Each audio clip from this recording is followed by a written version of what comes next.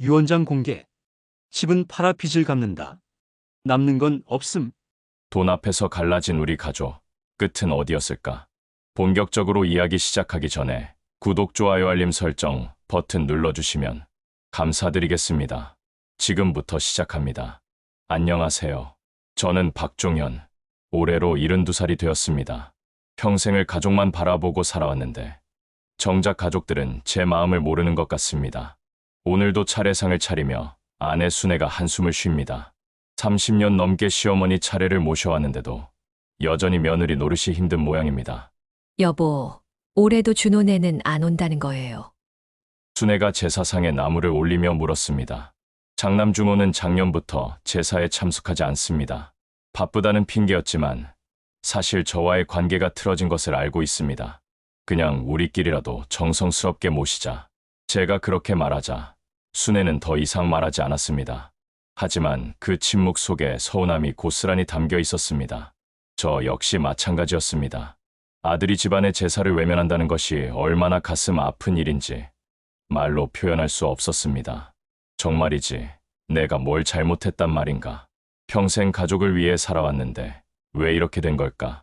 차례를 지내고 나니 저녁이 되었습니다. 차남 민수와 막내 지연이 가족들과 함께 왔습니다. 지연의 남편 태수도 함께였습니다. 오랜만에 한자리에 모인 가족들을 보니 마음이 따뜻해졌습니다. 하지만 그 따뜻함도 잠시였습니다. 아버지, 요즘 몸은 어떠세요? 민수가 걱정스럽게 물었습니다. 최근 들어 가슴이 답답하고 숨이 차는 일이 잦아졌습니다. 하지만 가족들에게 걱정을 끼치고 싶지 않아 괜찮다고 대답했습니다. 별일 없다. 나이가 드니까 그런 거지. 그런데 갑자기 가슴이 조여오기 시작했습니다. 숨이 가빠지고 시야가 흐려졌습니다. 순애가 제 얼굴을 보더니 깜짝 놀라며 소리쳤습니다. 여보, 얼굴이 왜 이래? 애들아, 빨리 119 불러! 의식이 흐려지는 가운데 가족들의 다급한 목소리가 들렸습니다. 민수와 지연이 저를 부축하고 태수가 전화를 걸었습니다. 순애는 제 손을 꽉 잡고 울고 있었습니다. 아, 이렇게 쓰러지면 안 되는데. 아직 해야 할 말이 너무 많은데. 병원에 도착해서야 의식을 되찾았습니다. 심근경색이었습니다. 다행히 큰 위험은 넘겼지만 당분간 안정을 취해야 한다고 했습니다. 병실에 가족들이 모여 있었습니다. 그런데 이상했습니다. 제 건강을 걱정하는 목소리보다는 뭔가 다른 이야기를 나누고 있는 것 같았습니다. 형, 아버지 상태가 이러신데 우리가 미리 준비해야 할 게 있지 않을까? 민수의 말에 가슴이 철렁했습니다. 준비라니 무슨 준비를 말하는 걸까요? 그런 말 하지 마. 아버지 괜찮으실 거야. 지연이 말렸지만 태수가 끼어들었습니다. 하지만 현실적으로 생각해봐야 하는 거 아니야? 집도 있고 재산 정리도 해야 하고. 듣고 있던 순애가 화를 냈습니다. 아버지가 아직 살아계시는데 무슨 그런 소리야? 정말 몰상식하네. 이런, 가족들이 내 앞에서 재산 이야기를 하고 있구나. 내가 죽기를 기다리고 있는 건가? 병실이 갑자기 조용해졌습니다. 가족들은 제가 깨어있는 것을 그제야 눈치챘습니다. 어색한 침묵이 흘렀습니다. 민수가 먼저 입을 열었습니다. 아버지, 깨셨어요? 몸은 좀 어떠세요? 하지만 제 마음은 이미 무너져 내리고 있었습니다.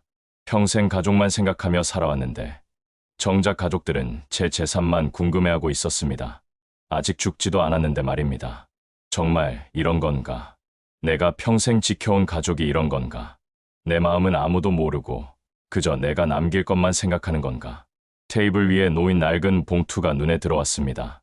몇 년 전에 작성해둔 유언장이 들어있는 봉투였습니다.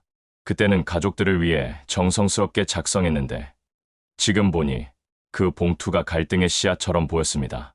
과연 그 안에 적힌 것들이 가족들에게 행복을 가져다 줄 수 있을까요?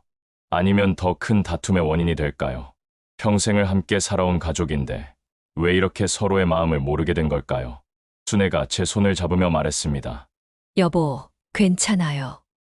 우리 가족 모두 함께 이겨낼 거예요. 하지만 제 가슴속 깊은 곳에서는 불안함이 자라나고 있었습니다. 과연 우리 가족은 진짜 가족일까요? 아니면 그저 이익으로 묶인 관계일까요? 퇴원하고 나서 일주일이 지났습니다. 의사는 무리하지 말고 안정을 취하라고 했지만 마음의 안정은 쉽지 않았습니다. 가족들이 제 앞에서 나눈 그 대화가 계속 머릿속을 맴돌았습니다. 오늘 아침 순애가 아침상을 차려주면서 조심스럽게 말을 꺼냈습니다. 여보, 준호가 오늘 온다고 했어요. 아버지 병원 소식 듣고 걱정돼서 온다는데. 준호가 온다고 하니 마음 한편으로는 기뻤지만 다른 한편으로는 복잡했습니다. 제사에도 오지 않던 아들이 갑자기 아버지를 찾아온다는 것이 순수한 마음에서일까 의심스러웠습니다. 내 몸이 아프니까 이제야 찾아오는 건가? 정말 나를 걱정해서인가? 아니면 오후가 되자 준호가 도착했습니다. 오랜만에 보는 아들의 모습이 많이 지쳐 보였습니다. 사업이 힘든 모양이었습니다. 아버지, 몸은 어떠세요? 많이 놀랐어요. 그냥 늙어서 그런 거다. 너는 어떻게 지내냐? 네, 그럭저럭요. 대화가 어색했습니다. 언제부터인가 아들과 자연스럽게 이야기를 나누는 것이 힘들어졌습니다. 준호는 한참을 머뭇거리더니 본론을 꺼냈습니다. 아버지, 사실 제가 온 이유가 요즘 경기가 너무 안 좋아서 회사가 힘들거든요. 혹시 집을 담보로 대출을 좀 받을 수 있을까요? 역시나였습니다. 아들이 찾아온 이유는 아버지의 안부가 아니라 돈 때문이었습니다. 가슴이 답답해졌습니다. 집을 담보로? 네, 일시적으로만요. 금방 갚을 수 있어요. 지금 이 고비만 넘기면. 순애가 끼어들었습니다. 준호야, 그런 말을 어떻게 해? 아버지가 편찮으시다고 오더니. 어머니, 저도 정말 급해서 그래요. 다른 방법이 없어서. 정말이지. 이 아들은 아버지를 뭘로 보는 거야? 은행인가? 대출업체인가? 저는 한숨을 쉬며 대답했습니다. 집은 안 된다. 이 집은 내 어머니와 내가 살 곳이야. 준호의 얼굴이 일그러졌습니다. 아버지는 항상 그러세요. 제가 힘들 때는 도와주지 않으면서 민수 동생이 사업 실패했을 때는 몰래 돈 빌려주셨잖아요. 뭐라고요? 어떻게 그걸 알았을까요? 민수에게 돈을 빌려준 것은 아무에게도 말하지 않았는데 그건 어떻게? 다 알아요. 민수 동생한테 들었어요. 제가 대학 다닐 때 학비도 제대로 못 내주시면서 동생한테는 사업자금까지 빌려주셨다고. 순애가 놀란 표정으로 저를 바라봤습니다. 저 역시 민수에게 돈을 빌려준 것을 아내에게도 말하지 않았기 때문입니다. 여보, 그게 정말이에요. 어떻게 대답해야 할지 몰랐습니다. 사실 민수가 사업에 실패했을 때 아들이 너무 절망적이어서 도와주지 않을 수 없었습니다. 하지만 그 돈을 마련하기 위해 제가 얼마나 고생했는지는 아무도 모릅니다. 내가 평생 모은 돈, 몰래 아껴둔 돈까지 다 털어서 민수를 도와줬는데 그런데 그 민수가 준호에게 다 말해버렸구나. 그때는 민수가 너무 힘들어해서 준호가 화를 냈습니다. 저도 힘들었어요. 대학 등록금 때문에 얼마나 고생했는지 아세요? 친구들은 다 부모님이 다 해주는데 저만 알바하면서 학비 벌어야 했어요. 준호야, 그때 아버지도 사정이. 아니에요. 아버지는 항상 편해하셨어요. 장남이라고 해서 더 많은 책임만 지우고 정작 도움이 필요할 때는 외면하셨잖아요. 아들의 말이 화살처럼 가슴에 박혔습니다. 편애라니. 저는 그저 각자의 상황에 맞게 도와주려고 했을 뿐인데 아들에게는 그것이 편애로 보였던 것 같습니다. 정말 내가 편애를 한 건가? 민수를 더 아꼈던 건가? 아니면 준호가 너무 예민하게 받아들이는 건가? 순애가 두 사람 사이를 말렸습니다. 그만해요, 둘 다. 아버지가 아프신데 왜 이런 말을? 하지만 준호는 멈추지 않았습니다. 어머니도 모르실 거예요. 아버지가 얼마나 불공평하신지. 이번에도 그럴 거예요. 유산도 결국 민수 동생이 더 많이 받게 될 거라고요. 유산 이야기가 나오자 분위기가 싸늘해졌습니다. 결국 모든 것이 돈으로 귀결되는 것 같아 마음이 무거웠습니다. 나는 아직 죽지 않았다. 물론 그렇죠. 하지만 현실적으로 생각해봐야 하는 거 아니에요. 집값도 많이 올랐고 세금 문제도 있고. 이때 현관문이 열리는 소리가 들렸습니다. 민수가 들어왔습니다. 준호와 마주친 민수는 어색하게 인사했습니다. 형, 와 있었네? 응. 아버지 문안경. 민수도 무언가 말하고 싶은 게 있는 듯했습니다. 형제가 같은 날 찾아온 것이 우연은 아닌 것 같았습니다. 내가 병원에 입원한 뒤로 형제들이 따로 만나서 이야기를 나눈 모양이구나. 그리고 오늘 동시에 찾아와서 무슨 말을 하려는 것 같은데 분위기가 심상치 않았습니다. 두 아들이 동시에 찾아온 거 그리고 준호가 꺼낸 대출 이야기와 유산 이야기. 뭔가 큰 변화가 일어날 예감이 들었습니다. 테이블 위에 유언장 봉투가 더욱 눈에 띄었습니다. 저 봉투 안의 내용을 가족들이 알게 되면 어떤 일이 벌어질까요? 민수가 들어온 후 거실의 분위기가 더욱 무거워졌습니다. 두 아들이 마주 앉아 있는 모습을 보니 마치 재판정에 선 것 같은 기분이었습니다. 민수야, 너도 아버지 때문에 온 거냐? 준호가 먼저 말을 꺼냈습니다. 민수는 잠시 머뭇거리더니 고개를 끄덕였습니다. 응, 형도 그런 거지? 두 아들의 눈빛이 묘하게 얽혔습니다. 뭔가 사전에 짜고 온 것 같은 느낌이었습니다. 순애도 이상함을 눈치챘는지 두 아들을 번갈아 보았습니다. 너희 둘이 미리 이야기한 거야? 민수가 어색하게 웃으며 대답했습니다. 아니에요, 어머니. 그냥 우연히.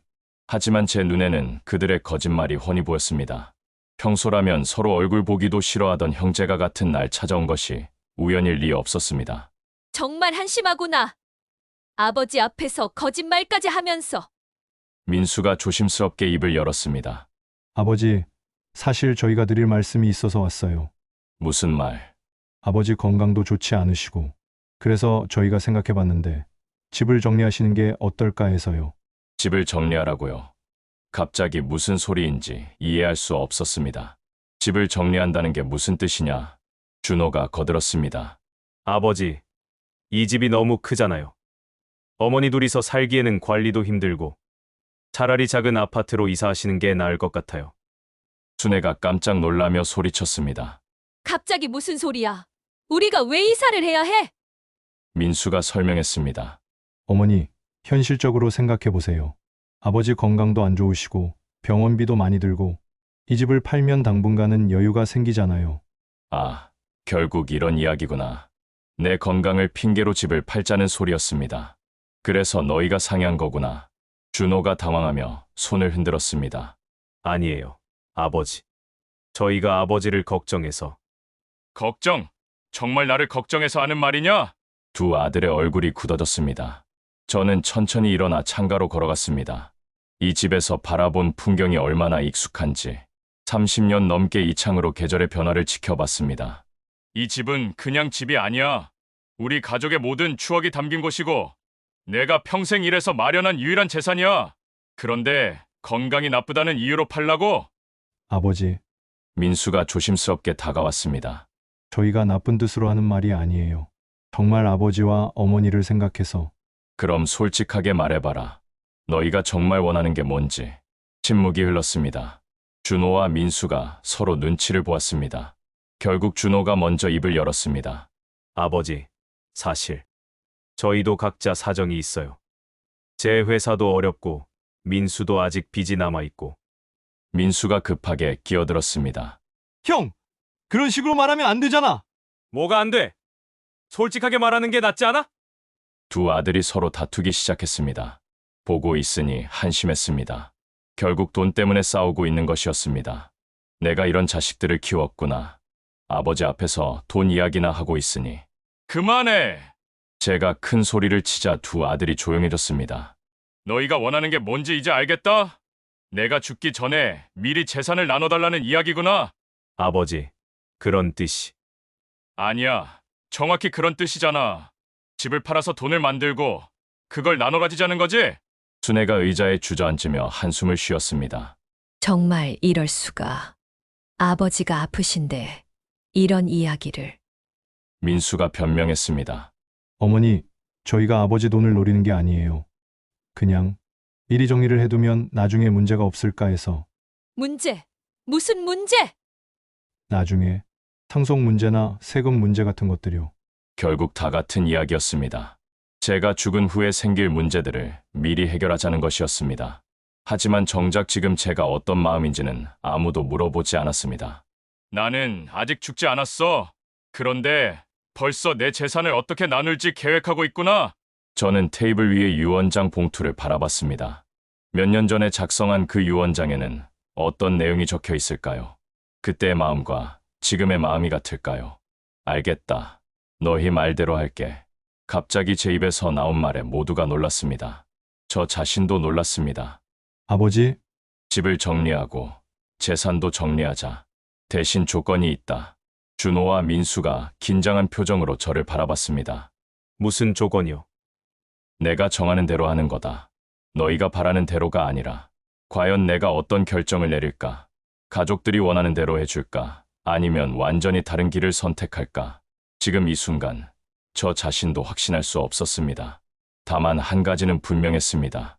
평생 가족만 생각하며 살아온 제가 이제는 제 자신을 위한 선택을 해야 할 때가 온 것 같았습니다. 그날 밤 두 아들이 돌아간 후 순애와 단둘이 남았습니다. 저녁을 먹는 내내 순애는 말이 없었습니다. 평소라면 하루 종일 있었던 일들을 이야기하곤 했는데 오늘은 달랐습니다. 설거지를 하면서도 순애의 손길이 평소보다 무거워 보였습니다. 그릇을 씻는 물소리만이 정적을 깨고 있었습니다. 여보, 순애가 조심스럽게 말을 꺼냈습니다. 응? 정말 집을 정리할 생각이에요. 순애의 목소리에는 불안함이 섞여 있었습니다. 이 집은 저에게만 특별한 곳이 아니었습니다. 순애에게도 지난 30년의 모든 기억이 담긴 곳이었습니다. 아직 모르겠다. 생각해봐야지. 아이들 말이 틀린 건 아니에요. 우리 나이에 이런 큰 집에서 살기가 쉽지 않죠. 하지만 순애가 말을 잇지 못했습니다. 저도 그 하지만 뒤에 숨겨진 마음을 알 것 같았습니다. 하지만 이렇게 떠나는 건 억울하다. 아이들이 원해서 떠나는 건 싫다. 그런 마음이겠죠. 여보, 당신은 어떻게 생각해? 순애가 행주로 손을 닦으며 천천히 대답했습니다. 솔직히 말하면 서운해요. 아이들이 우리 마음은 생각하지 않고 자기들 편한 대로만 생각하는 것 같았어. 역시 순애도 같은 마음이었습니다. 결혼해서 처음 이 집에 들어온 날부터 아이들을 키우고 시어머니를 모시고 온갖 기쁨과 슬픔을 함께 나눈 이 공간이었습니다. 그런데 여보, 오늘 준호가 한 말. 민수한테 돈 빌려준 게 정말이에요. 결국 나올 이야기가 나왔습니다. 저는 한숨을 쉬며 소파에 앉았습니다. 그래, 정말이야. 얼마나요? 3천만 원. 순애의 얼굴이 굳어졌습니다. 적지 않은 금액이었습니다. 왜 나한테는 말 안 했어요? 걱정시키고 싶지 않아서. 걱정시키고 싶지 않아서라니. 그런 큰일을 혼자 결정하시면 어떡해요? 순애의 목소리가 떨렸습니다. 화가 났다기보다는 서운한 마음이 더 큰 것 같았습니다. 당신에게는 말했어야 했는데 미안해. 그때 민수가 너무 절망적이어서 무릎까지 꿇고 빌더라고. 그래도 부부인데 그런 큰일을 혼자. 순애가 눈물을 글썽였습니다.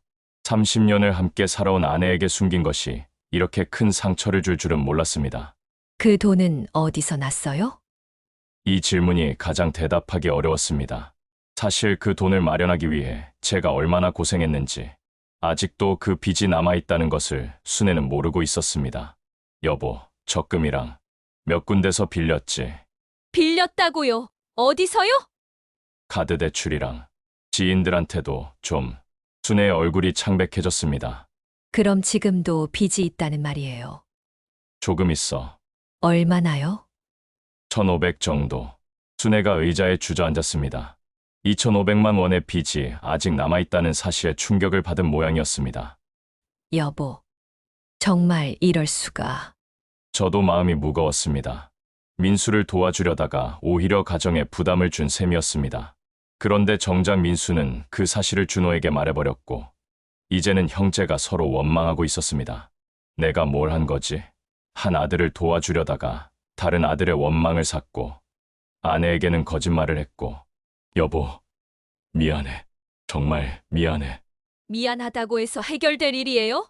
지금 나이에 빚이 있다는 게. 순애의 목소리가 점점 작아졌습니다. 분노보다는 절망에 가까운 감정이었습니다. 그래서 아이들이 집을 팔자고 하는 거예요. 빚 때문에? 아니야. 아이들은 모를 거야. 하지만 알게 되겠죠? 언젠가는. 그때 갑자기 순애가 일어나서 방으로 들어갔습니다. 잠시 후 무언가를 들고 나왔습니다. 작은 통장이었습니다. 여보, 이거. 통장을 보니 순애 명의로 되어 있었습니다. 잔고를 보고 깜짝 놀랐습니다.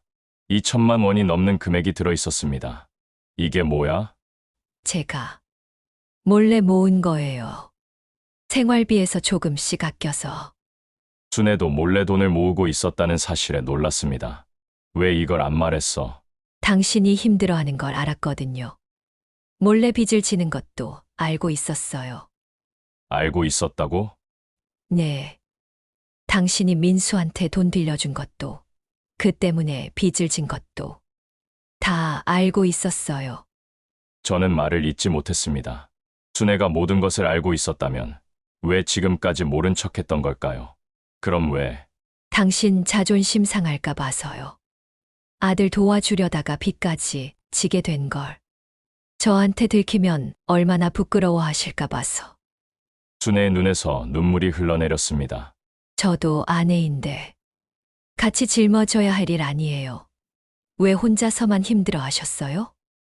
그제야 깨달았습니다. 저 혼자 모든 것을 감당하려고 했지만 사실 순애는 이미 모든 것을 알고 있었고 저와 함께 그 무게를 나누려고 했었다는 것을. 정말 바보 같았구나. 순애가 이런 마음이었는데. 이 돈으로 빚부터 갚아요. 그리고 나서 생각해봐요. 정말 집을 팔아야 하는지. 순애가 제 손에 통장을 쥐어주었습니다. 30년 동안 조금씩 모은 순애의 마음이 그 안에 담겨 있었습니다. 며칠 후 막내딸 지연이 남편 태수와 함께 찾아왔습니다.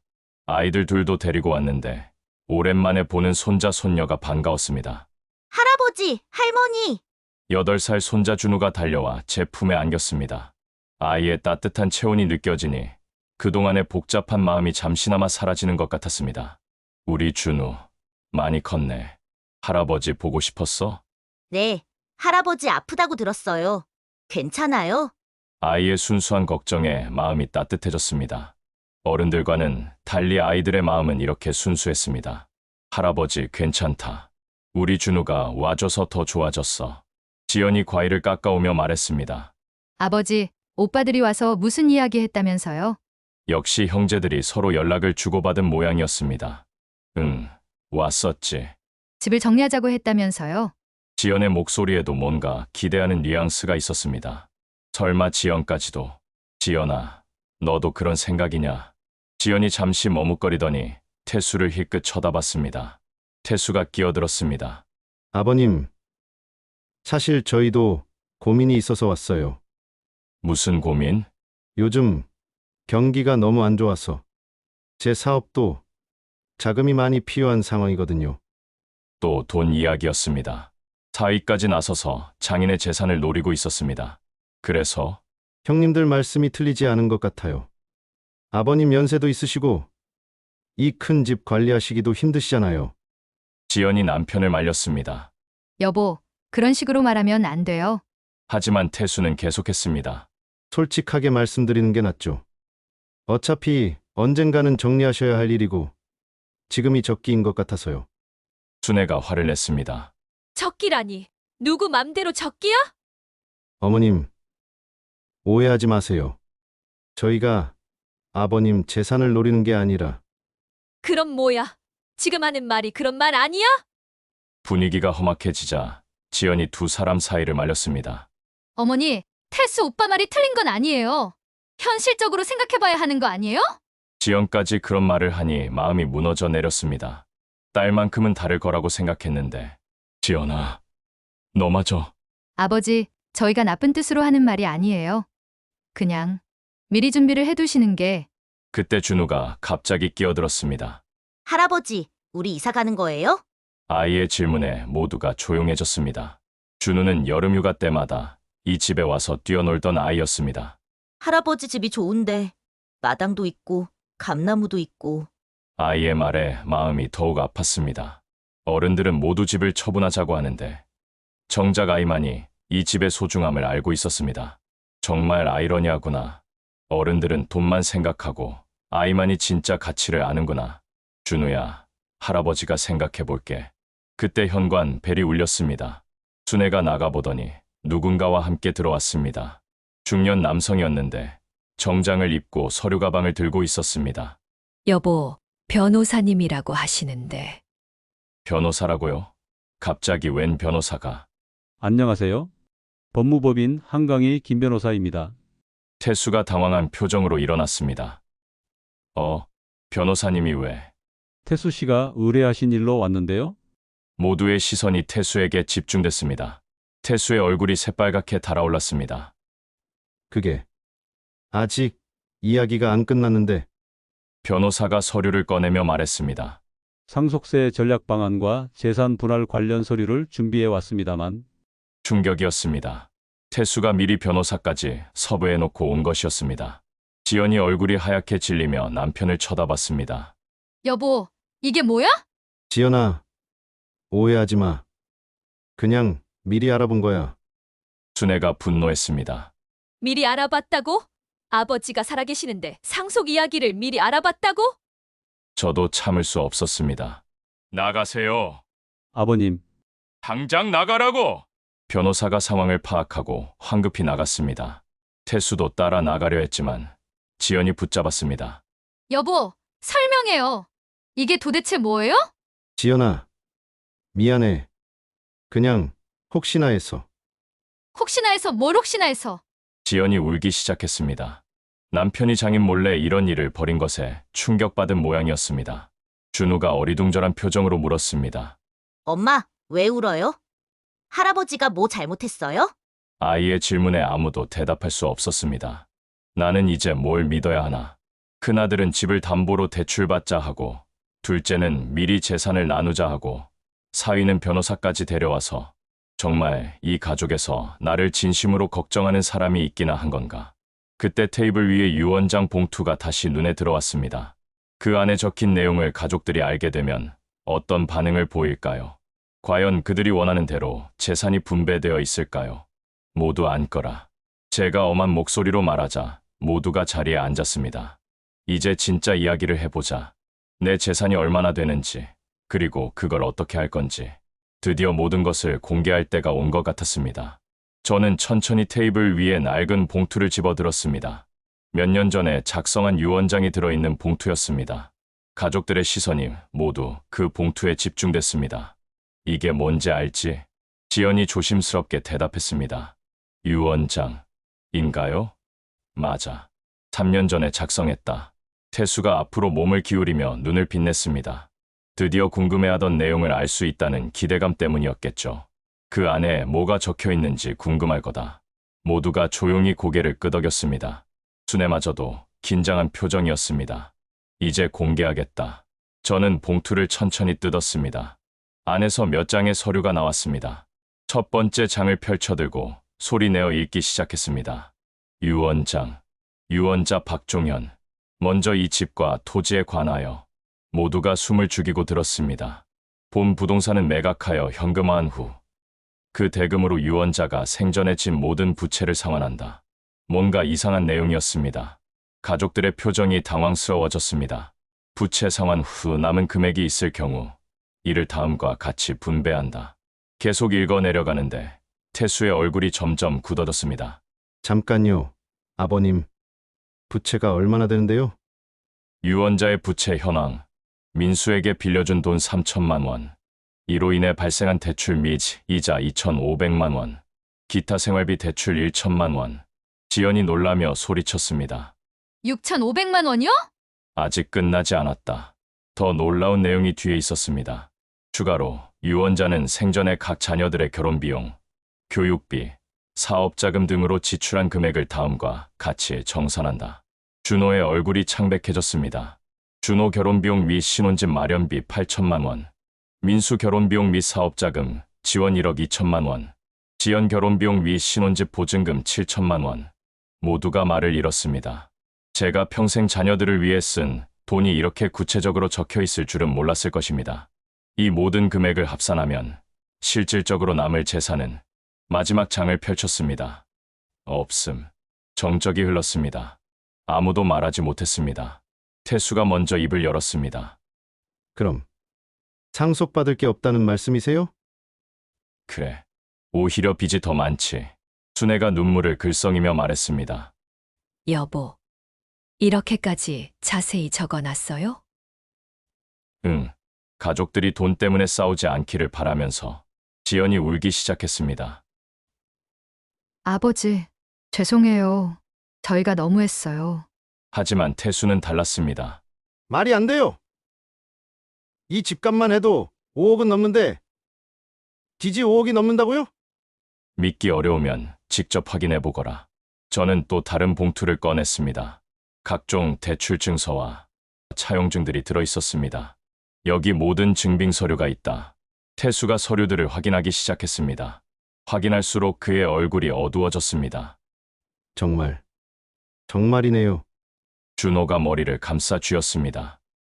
아버지, 저희가 몰랐어요. 아버지가 이렇게까지. 몰랐다고? 정말 몰랐었니? 제 목소리가 차갑게 변했습니다. 내가 70이 넘는 나이에도 아직 일하고 있는 걸 보고도 몰랐어? 어머니가 푼돈까지 아껴가며 살림하는 걸 보고도? 민수의 목소리가 들렸습니다. 언제 왔는지 현관에 서 있었습니다. 아버지, 너도 왔구나. 잘 됐다. 가족이 다 모였네. 민수가 들어오며 고개를 숙였습니다. 아버지, 죄송합니다. 제가 형한테 말하지 말았어야 했는데. 이제 와서 미안하다고? 준호가 민수에게 소리쳤습니다. 내가 아버지한테 돈 빌린 것 때문에 우리 가족이 이렇게 된 거야. 형이 먼저 집 담보대출 얘기를 했잖아. 그건 일시적인 거였어. 너처럼 아예 가져가려는 게 아니야. 형제가 서로 고성을 지르기 시작했습니다. 지연이 말렸습니다. 오빠들 그만해요. 너도 마찬가지야. 변호사까지 데려와서. 그건 태수 오빠가. 태수가 버럭 소리쳤습니다. 나만 나쁜 놈이야? 다들 똑같이 재산 노렸으면서. 준우가 무서워서 울기 시작했습니다. 엄마, 무서워요. 가족들이 서로 소리 지르고 아이는 울고 이것이 제가 평생 지키려고 했던 가족의 모습이었습니다. 정말 이런 건가? 내가 평생 일해서 모은 재산도 없고 오히려 빚만 남겨주게 생겼는데도 이렇게 싸우는 건가? 저는 큰 소리로 외쳤습니다. 그만! 모두가 조용해졌습니다. 이제 그만해. 다 봤지. 가져갈 게 없다는 것도 확인했고 이제 집에들 가거라. 지연이 울며 말했습니다. 아버지, 가라고 했다. 오늘은 더 이상 얼굴 보고 싶지 않구나. 순애가 말렸습니다. 여보, 너무 심하게. 심한 게 나야? 아니면 저 자식들이야? 결국 가족들이 하나둘 집을 나갔습니다. 마지막에 준우가 저를 돌아보며 말했습니다. 할아버지, 저는 할아버지가 좋아요. 그 한마디에 눈물이 터져 나왔습니다. 집안이 조용해진 후 순애와 단둘이 남았습니다. 순애가 제 옆에 앉으며 말했습니다. 여보, 이제 어떻게 할 거예요? 정말 어떻게 해야 할까요? 가족들은 모두 등을 돌렸고 재산은 없고 빚만 남았습니다. 하지만 한 가지는 분명했습니다. 이제 더 이상 가족을 위해 무엇인가를 해줄 이유가 사라졌다는 것입니다. 그날 밤 잠이 오지 않았습니다. 순애는 벌써 잠들었지만 저는 거실에 앉아 창밖을 바라보고 있었습니다. 달빛이 마당의 감나무를 비추고 있었습니다. 준우가 좋아하던 그 감나무 말입니다. 이제 정말 끝인 건가? 평생을 가족을 위해 살아왔는데 결국 이렇게 혼자가 되는 건가? 새벽 4시쯤 갑자기 가슴이 답답해지기 시작했습니다. 병원에서 퇴원한 지 얼마 안 되어서 몸이 아직 완전히 회복되지 않았나 봅니다. 아니면 어제의 충격 때문일까요? 순애를 깨우고 싶지 않아서 혼자 참고 있었는데 숨이 점점 가빠졌습니다. 결국 119에 전화를 걸었습니다. 여보세요, 응급실입니다. 가슴이 너무 아파서요. 주소 말씀해 주세요. 주소를 알려주고 나서 아내를 깨웠습니다. 여보, 응급차가 올 거야. 어머, 왜요? 또 어디가 아파요? 순애가 급하게 일어나 제 옆에 앉았습니다. 가슴이 너무 답답해서. 어제 너무 흥분해서 그런 거예요. 진정하세요. 하지만 증상은 점점 심해졌습니다. 의식이 흐릿해지는 느낌이었습니다. 그때 현관문이 열리는 소리가 들렸습니다. 119 구급대원들이 아니었습니다. 민수였습니다. 아버지, 민수가 급하게 달려와 제 옆에 무릎을 꿇었습니다. 아버지, 괜찮으세요? 민수야, 너 왜? 잠이 안 와서 밖에서 계속 서성이고 있었어요. 응급차 소리가 나서. 그때 응급차가 도착했습니다. 구급대원들이 저를 들것에 옮겼습니다. 민수가 따라오겠다고 했습니다. 아들이에요? 네, 제가 따라가겠습니다. 병원에 도착해서 응급처치를 받았습니다. 다행히 큰 위험은 없었지만 스트레스성 협심증이라는 진단을 받았습니다. 민수가 병실에서 제 곁을 지키고 있었습니다. 아버지, 정말 죄송합니다. 뭐가? 제가 아버지한테 돈 빌린 것 때문에 이렇게 되었잖아요. 민수의 목소리가 떨리고 있었습니다. 형한테 말한 것 정말 후회돼요. 그때 형이 너무 화내면서 아버지가 편애한다고 해서 저도 나서 말해버렸어요. 민수야, 아버지가 저 때문에 빚까지 지셨는데 저는 그것도 모르고 형한테 자랑이나 하고. 민수가 울기 시작했습니다. 40이 넘은 아들이 아버지 앞에서 우는 모습을 보니 마음이 아팠습니다. 아버지, 저 돈 갚을게요. 집 팔아서라도 갚을게요. 너희 집을? 네, 제가 빌린 돈인데 제가 갚아야죠. 그때 문이 열리더니 준호가 들어왔습니다. 얼굴이 많이 상해 있었습니다. 형, 병원에 있다고 해서. 준호도 제 침대 옆에 앉았습니다. 아버지, 죄송합니다. 제가 너무 이기적이었어요. 준호야, 어제 집에 가서 생각해봤는데 아버지가 제 대학 등록금 못 내준 것도 제 결혼할 때 도와주신 것도 다 아버지 형편에서는 최선이었는데 제가 너무 욕심을 부렸어요. 두 아들이 모두 눈물을 흘리고 있었습니다. 형, 미안해. 내가 아버지한테 말하지 말았어야 했는데. 아니야, 민수야. 나도 미안해. 어제 너한테 너무 심하게 말했어. 형제가 서로 사과하는 모습을 보니 다행스러웠습니다. 그때 지연이 들어왔습니다. 눈이 빨갛게 부어 있었습니다. 아버지, 괜찮으세요? 응, 괜찮다. 아버지, 정말 죄송해요. 태수 오빠가 너무 심했어요. 저도 말렸어야 했는데 태수는 어디 있냐? 집에 있어요. 창피해서 못 오겠다고. 순애가 딸의 손을 잡았습니다. 지연아, 내 잘못은 아니야. 아니에요, 어머니. 저도 마음 한구석에서는 재산을 기대했어요. 정말 죄송해요. 가족들이 모두 모여 앉았습니다. 어제 험악했던 분위기와는 완전히 달랐습니다. 아버지, 준호가 조심스럽게 입을 열었습니다. 저희가 정말 몰랐어요. 아버지가 이렇게까지 희생하신 줄. 희생이라고 생각해 본 적 없다. 가족을 위하는 게 당연한 거 아니냐. 하지만 아버지도 행복하셔야죠. 민수가 말했습니다. 아버지, 이제 저희가 아버지를 돌봐드릴게요. 어떻게? 집은 팔지 마세요. 저희가 힘을 합쳐서 아버지 빚 갚아드릴게요. 지연도 고개를 끄덕였습니다. 네, 아버지. 저희가 매달 조금씩이라도 보내드릴게요. 순애가 눈물을 흘렸습니다. 얘들아, 저도 마음이 벅찼습니다. 어제까지만 해도 돈 때문에 싸우던 가족들이 이제는 함께 빚을 갚겠다고 하고 있었습니다. 고맙다. 정말 고마워. 그때 병실 문이 열리더니 작은 발소리가 들렸습니다. 준우였습니다. 할아버지, 아이가 달려와 제 침대 옆에 서더니 손을 내밀었습니다. 작은 손 안에 뭔가가 들어 있었습니다. 할아버지, 이거 드릴게요. 손을 펴보니 작은 종이약이 있었습니다. 소원을 빌면서 접었어요. 할아버지가 아프지 않게 해달라고요. 그 순간 눈물이 터져 나왔습니다. 어른들은 모두 돈을 생각했지만 이 아이만은 할아버지의 건강을 걱정하고 있었습니다. 정말 내가 지키고 싶었던 건 이거였어. 돈이 아니라 이런 마음, 이런 사랑. 고마워, 준우야. 할아버지가 정말 좋아진 것 같아. 민수가 아버지의 손을 잡았습니다. 아버지, 정말 죄송했어요. 이제 다시 시작해요. 준호도 다른 손을 잡았습니다. 네, 아버지. 저희가 진짜 가족이 되어요.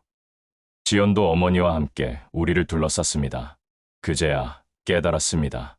진짜 재산은 돈이 아니었다는 것을, 이렇게 서로를 걱정하고 사랑하는 마음이 진짜 재산이었다는 것을.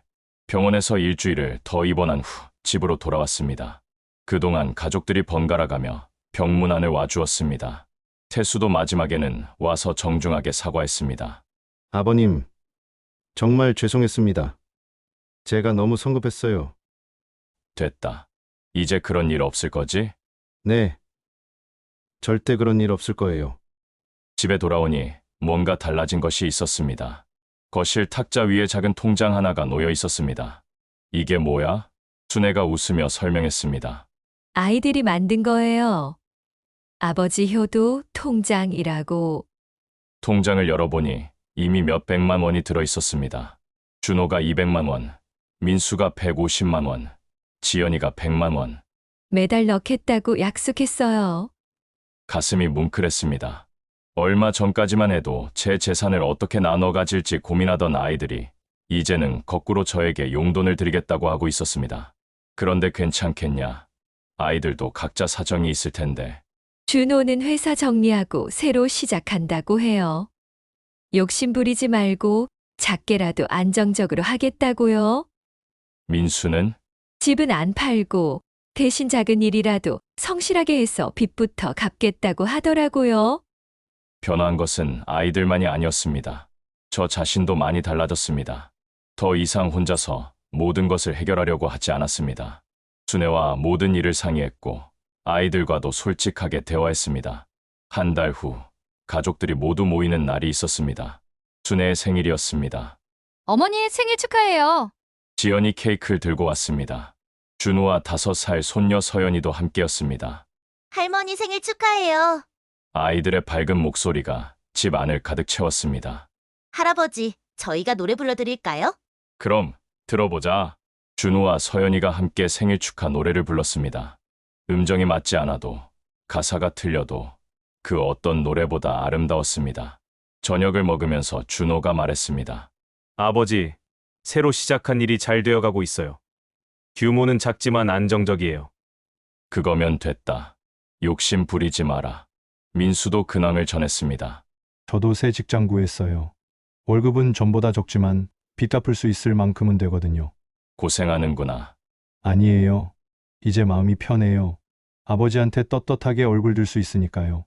태수도 달라졌습니다. 아버님, 제가 너무 성급했어요.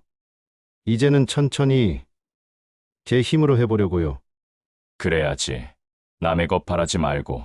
식사를 마치고 나서 아이들이 놀고 있을 때 순애가 제 귀에 속삭였습니다. 여보, 행복해요.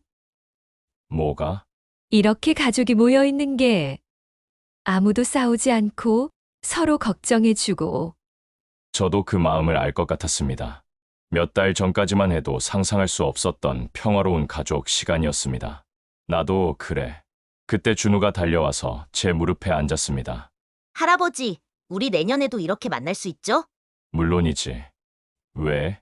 친구 할아버지는 가족들이 안 만나러 온다고 하더라고요. 우리는 계속 만나죠? 아이의 순수한 질문에 가슴이 뭉클했습니다. 당연하지. 우리는 가족이니까. 좋아요. 할아버지 최고예요. 준우가 제 목을 꼭 안아주었습니다. 그 순간 깨달았습니다. 제가 평생 찾고 있던 것이 바로 이거였다는 것을. 돈도 재산도 아닌 이렇게 서로를 사랑하고 걱정해주는 마음.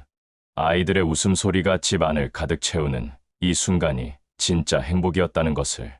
늦은 저녁, 가족들이 모두 돌아간 후 순애와 단둘이 차를 마시며 이야기했습니다. 여보, 우리 이제 어떻게 살까요? 그냥 우리끼리 행복하게 살자. 아이들 부담 주지 말고. 빚은 어떻게 하고요? 천천히 갚으면 되지. 아이들도 도와준다고 하고 우리도 할 수 있는 만큼 하고. 집은요? 팔지 않을 거야. 이 집에서 마지막까지 살 거야. 순애가 미소 지었습니다. 좋아요. 준우 말대로 마당도 있고 감나무도 있는 이 집이 좋아요. 창밖을 보니 감나무에 감이 주렁주렁 달려 있었습니다. 내년에는 준우와 함께 감을 따먹을 수 있을 것 같았습니다. 그날 밤 오랜만에 편안하게 잠들 수 있었습니다. 더 이상 혼자가 아니었습니다. 순애가 있었고 아이들이 있었고 손자 손녀들이 있었습니다. 그리고 무엇보다 서로를 진심으로 사랑하는 마음이 있었습니다. 진짜 유산은 돈이 아니었습니다. 가족이 서로를 사랑하는 마음, 그것이 제가 아이들에게 물려줄 수 있는 가장 소중한 유산이었습니다. 이제 저는 확신할 수 있었습니다. 우리 가족은 괜찮을 거라고. 힘들 때는 서로 의지하고 기쁠 때는 함께 웃을 수 있는 진짜 가족이 되었다고. 그리고 그것만으로도 충분히 행복했습니다. 여러분의 가족은 어떠신가요?